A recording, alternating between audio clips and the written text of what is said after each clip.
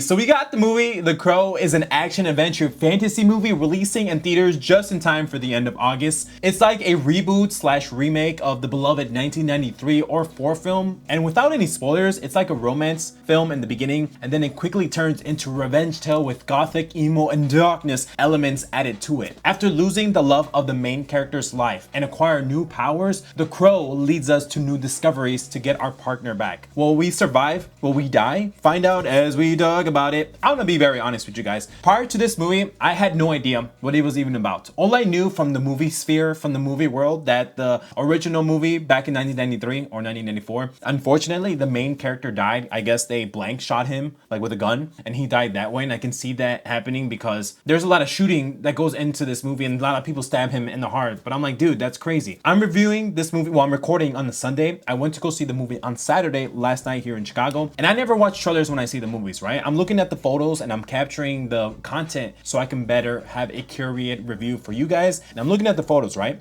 And I'm just like, without even knowing anything, because I did research after. I'm like, oh, wow, this is like a romance and a revenge tale. I'm like, this is amazing. I mean, I did like the emo and darkness elements that are present in the film, which we'll talk about more in a minute. I don't want to spoiler anything for you because just like I said, I don't watch trailers, but people are going to look at the synopsis, people are going to look at the Google reviews, people are going to look at the trailers. And honestly, basically it's the revenge tale, and how far would you go in terms of darkness, deeper, to get your life back? Will you make a deal with the devil? Will you go to hell? Will you go to demonic stuff? That's basically what I got from the movie. I can't escape the Rotten Tomato scores. Going throughout my week, of course, I'm not a bigger YouTuber yet, but I will be soon. I see the scores everywhere. I don't read the reviews. I do look at the Rotten Tomato scores, IGN, GameStops. You know, they're all on my Instagram. I use Instagram a lot, and I see negative scores. I see a lot of controversy. I'm like, really? I can get behind that, and I can understand why. But to be very honest with you, this is coming from a lens from a beginner. I've never seen the original remake. I've never seen any of the other franchise movies. This is basically my first go around with the Crow franchise, so I don't have that emotional attachment that other people probably do have that are beloved in the movie sphere. With a lot of controversy and already negative hate and negative reviews, let's start with what I do like of the movie. I do like the overall feel and tone and themes of the movie, such as, like I told you in my quick out of theater reactions, I love the darkness of it, the emo, the gothic, as such as the makeup, the costume designs, the elements, and of course the luxurious penthouse that him and the girl fall in love with for duration of the time of the movie. I also like the scenes that they use in the location, such as the opera scene that you have probably seen in the trailers where he's walking up the steps, he's like, and they shoot him a lot. There's a lot of gory stuff there, shooting, blood, you know, he's doing with the knife or like the sword. I love that. I also like the third act of the movie where he fights the final boss. I do like the locations, even though some of it can be very mediocre, let's be honest with you. It kind of, the opera scene made me reminiscence of a John Wick style fighting sequence, just probably a little bit more or less budget and polish. And it's weird because Bill Skarsgård, the actor who is the main character, he was in John Wick Chapter 4. So I'm like, oh, this is cool. Basically, the first fourth of the movie is romance. Oh, they're romance, you know, they fall in love, something tragic happens, and then of course, I don't want to really like say any spoilers, but then it's a revenge tale. And I feel like in order for you to understand this movie or for you to get behind it, you will need to believe that the romance is real. It's like short, impactful, and also like very fast and deep and dark. It's like maybe the movie could have been more successful if we had more flashback scenes or nods or, you know, call outs to these characters, because it really hinders on if you believe the romance. I did like the powers of the Crow as well as the actor who's portraying him, which is Bill Skarsgård, because I like him as a person. Although to be very honest with you, I'm not a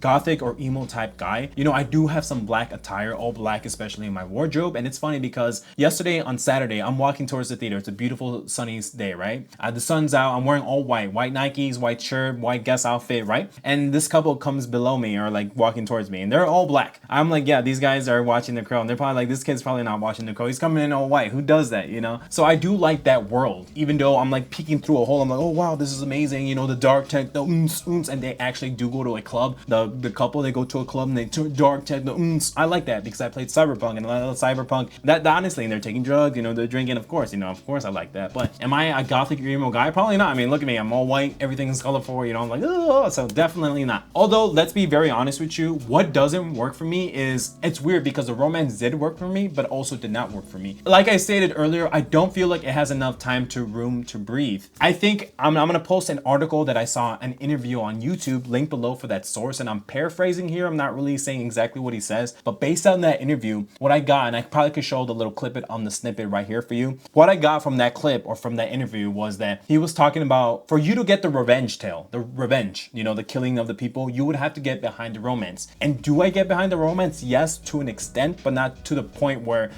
I need it to be. For example, the movie needed for me to believe it here, right? And I kind of believe it here. That's why I'm saying like it needed a little bit more of room to breathe with dots, callouts, maybe flashbacks for them to romance to suffice. Yes, I do feel like their romance was hit deep and hard, maybe because they come from messed up backgrounds. I'm sorry to say that, to be very honest with you. Maybe because that's that type of people. You gotta remember, I'm not an emo, gothic, or darkness type person. I can be dark, but not like this movie is saying it to be, you know? So I do can kind of behind that, but in order to get to the revenge tale, you gotta believe the romance. And that's why I linked the article of the interview link below for the YouTube channel, because that interview taught me a lot as a research for you guys. Although, I'm not gonna lie to you, I do gotta say the movie is kind of generic and formulaic. Of course, there's a big third final boss scene where he has to kill the final boss. You know, the location is cool where he meets the crows, but it leaves a lot to be desired, to be very honest with you. Like, does he get his revenge? Does he not get his revenge? What kind of person he is by the end of the movie? Some say that this is a mediocre film, and honestly, I can get behind it. I can see why the people think about that way. It's just everything is just like, oh, it's fine, and it takes a while for the opera scene. And it's like that's like the only scene that's like amazing, you know, that killing in the blood and that opera scene. By the way, it's amazing. You know, with the sword, with the killing, with the coming up, he feels everything, but he doesn't die. He heals, and like the brutal deaths. I love that. That was like, but that's like one scene out of everything. At the end of the day, I feel like this movie review or this movie will hinder if you have an emotional attachment to the original, which I don't. So to me, this is the first time. And honestly, at the end of the day, with everything that we talked about, I'm gonna give this a C-. I thought it was it's fine, it's good. I'll probably watch it again closer to Halloween. If you made it this far, I really appreciate you so much. Maybe consider hitting that like button and turning on notifications so you never miss a video. With that, take care, bye.